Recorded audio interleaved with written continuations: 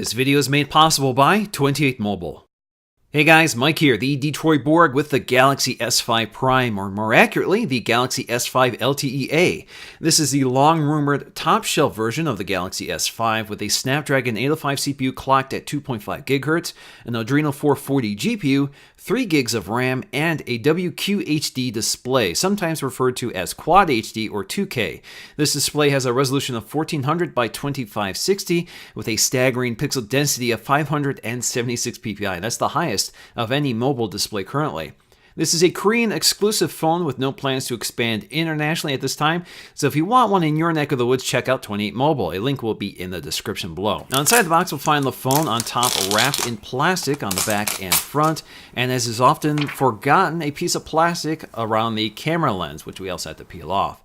Inside the box we'll find our paperwork in Korean, a micro USB 2.0 charging cable instead of a 3.0 cable, which the GS5 actually supports. We also get our charger, which has a fixed USB cable, once again USB 2.0 instead of 3.0. We also get a set of Samsung in-ear headphones with a remote control and microphone, and replacement ear tips. As is common with Korean phones, we also get 2 sets of 2800 mAh batteries with NFC built in. We also get an external battery charger, which I find very useful. So instead of leaving my phone connected to the charger, with this I can simply recharge the batteries and swap them out as I need to. I really like this feature. For the most part, this still looks and feels exactly like a standard GS5 we're all familiar with. We have a removable back panel with a watertight gasket to retain the IP67 certification we're all familiar with. At the bottom we have the micro USB 3.0 port behind a water-sealed flap. You also have to supply your own USB 3.0 cable to take advantage of the transfer speeds of this port, however. On the back we have a waterproof speaker with a little bump out that prevents the speaker from being muffled. We also have our 16 megapixel camera with 4K video recording, along with an LED camera flash and the heart rate monitor.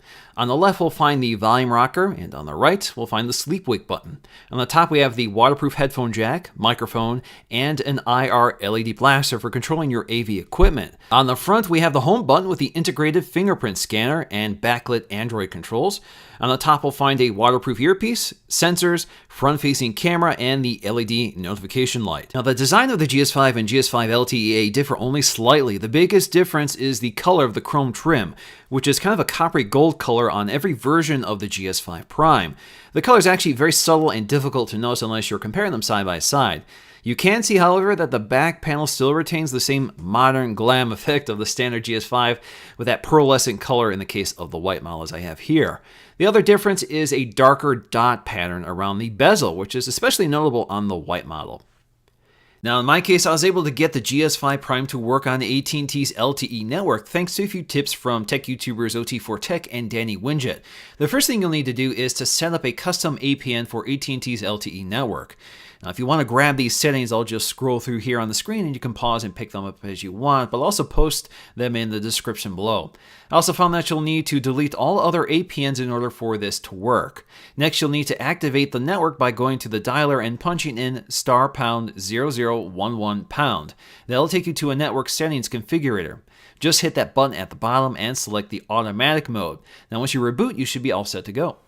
Now in terms of software, the GS5 is running Android 4.4.2 with TouchWiz, which has been modified slightly in a few places on the GS5 Prime. Now the GS5 Prime does include Download Booster, which is a feature I haven't been able to use on other variants of the GS5. Essentially, this feature combines LTE and Wi-Fi to increase download speeds of files over 30 megs.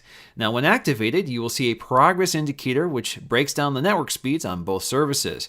This works when downloading movies, apps, and that sort of thing.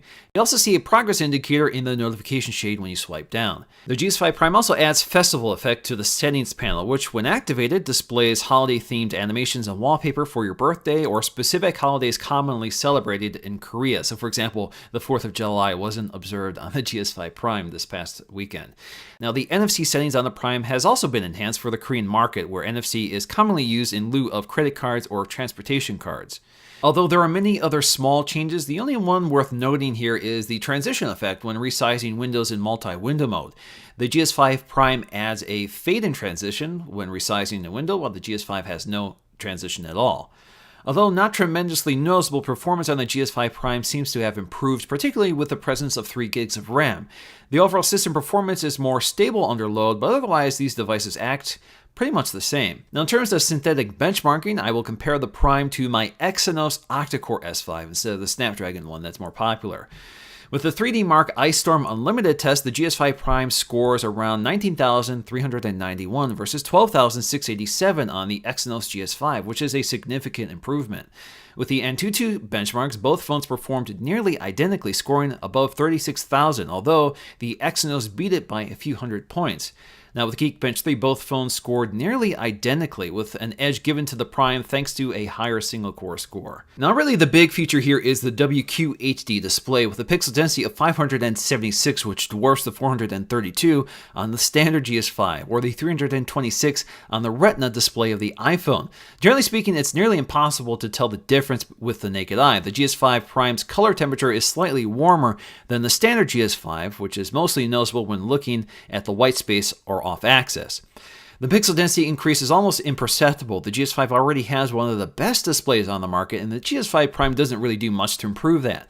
The increased sharpness is probably most noticeable when looking at small text, since it's actually rendered to the resolution of the display. Otherwise, most items can't take advantage of that resolution. And even graphical elements that do take advantage of the resolution don't look noticeably sharper. I think in this case, WQHD is largely wasted on displays this size, where the pixel density is already beyond the reach of the human eye. Larger displays like the 5.5-inch LG G3 do a better job showing off the benefits of QHD.